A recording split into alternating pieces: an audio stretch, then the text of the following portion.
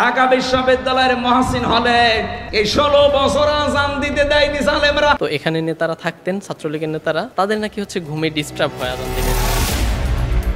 বাংলাদেশের অন্যতম ওয়াইজিন ব্যক্তিত্ব আমির হামজা। নানা সময়ে আলোচনা সমালোচনা হতেই থাকে তাকে ঘিরে। তবে এবার আলোচনায় ঢাকা বিশ্ববিদ্যালয়ের হাজী মুহসিন হলের আজান দেওয়া নিয়ে। সম্প্রতি আমির হামজা বলেন, ঢাকা বিশ্ববিদ্যালয়ের হাজী মুহসিন হলে এই ১৬ বছর আজান দিতে দেয়নি জালেমরা। ঢাকা বিশ্ববিদ্যালয়ের মহসিন হলে এই ১৬ বছর আজান দিতে দেয়নি জালেমরা। আমির হামজার এই দাবি সত্য নয় বলে তিনি ইতিমধ্যে ক্ষমাও চেয়েছেন। জানিয়ে সোশ্যাল মিডিয়ায় ইতিমধ্যে তোলপাড় শুরু হয়েছে। তবে সব আলোচনা উড়িয়ে দিয়ে এবার আসা যাক মূল আলোচনায়। গত ১৬ বছর আসলেই ঢাকা বিশ্ববিদ্যালয়ে নিষিদ্ধ ছাত্রলীগ কি করেছে, কতটা অত্যাচার করেছে এবং কেমন ছিল সে সময় ঢাকা বিশ্ববিদ্যালয়ের ইসলামপ্রিয় ছাত্রদের অবস্থা। এতদিন আমি হলে আসছি, আমি কখনো মাইকে আজান শুনতে পারিনি। হাসিনা পালিয়ে যায় ২০২৪ সালের ৫ই আগস্ট। সে সময় দৈনিক কালবেলার অনলাইনের একটি প্রতিবেদনে দেখা যায় সলিমুল্লাহ হলে বছরের পর বছর ধরে মাইকে আজান দেয়া বন্ধ ছিল। ছাত্রদের ভাষ্যমতে ছাত্রলীগ নেতাদের ঘুম নষ্ট হয়, তাই মাইক দিয়ে আজান দেয়া বন্ধ ছিল এতদিন ধরে।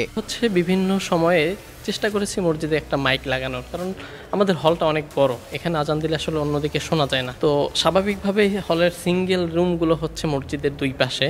তো এখানে নেতারা থাকতেন, ছাত্রলীগের নেতারা, তাদের নাকি ঘুমে ডিস্টার্ব হয় আজান দিলে। এই অজুহাতে, এটা আসলে কোনো লিখিতভাবে না, এই অজুহাতে মসজিদে আসলে মাইকটাকে আর করতে দেওয়া হয়নি, নিতে দেওয়া হয়নি। হাসিনা পালিয়ে যাওয়ার পর আবারও আজান দেওয়া শুরু হয় ঢাকা বিশ্ববিদ্যালয়ের সলিমুল্লাহ হলে। কালবেলার সেই প্রতিবেদনে প্রমাণ হয় যে ছাত্রলীগের ভয়েই মূলত আজান বন্ধ ছিল।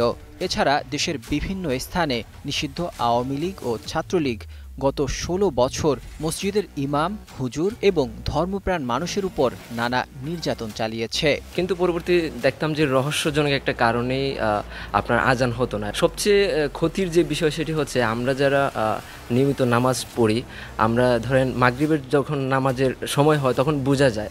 আসলে বলতে গেলে আমি আজকে নিজেও ফজর নামাজ পড়েছি, এই যে মসজিদের মাইক একদম ডিরেক্ট আমার রুমের মানে আমার রুম বরাবর। সো এই মসজিদের আজান যখন আমি শুনতে পাই তখন আমার ঘুম ছেড়ে যায়। আমির হামজা একজন ইসলামিক বক্তা। নানা সময় তার বক্তব্যে সমালোচনার ঝড় ওঠে সোশ্যাল মিডিয়ায়, কিন্তু সেই সমালোচনার আড়ালেও লুকিয়ে থাকে কিছু সত্য।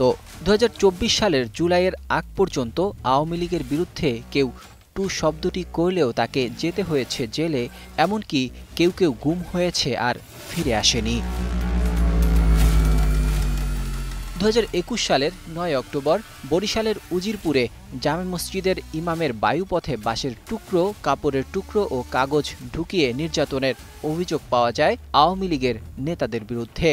এছাড়া জুমার নামাজের খুতবায় সরকারের জুলুম নির্যাতন নিয়ে কথা বলায় মুজাহিদুল হক নামে এক ইমামকে চাকরিচ্যুত করা হয়।